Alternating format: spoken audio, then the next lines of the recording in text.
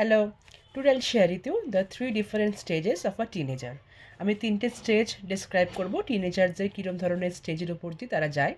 First হচ্ছে self centre বা selfish stage. এক্ষেত্রে কী হয়, they fail to understand what their parents want to communicate with them because they thinks they are better. তারা মনে করে যে আমরা সবটাই বুঝতে পারছি, আমরা সবটাই জানি, এবং তারা তাদের বাবা মার সাথে কমিউনিকেট করতে পারে না বা বুঝতে চেষ্টাই করে না তারা কী বলতে চাইছেন। তো এই স্টেজটাকে আমরা বলে থাকি সেলফ সেন্টার্ড বা selfish stage.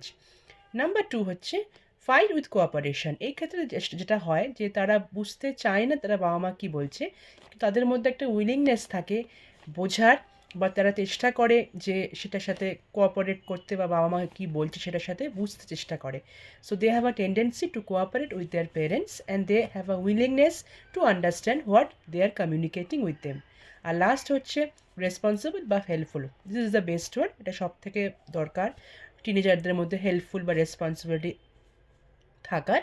So this are the 3 stages, but we have to keep it in mind one thing, যেহেতু টিনেজার্সদের মধ্যে একটা হরমোনালস গ্রোয়িং হয় বা হরমোনাল চেঞ্জেস হয়, অনেক সময় দেখা যায় যারা হেল্পফুল বা রেসপন্সিবল টিনেজার তারাও অনেক সময় সেলফ সেন্টারের মতন বিহেভ করছে।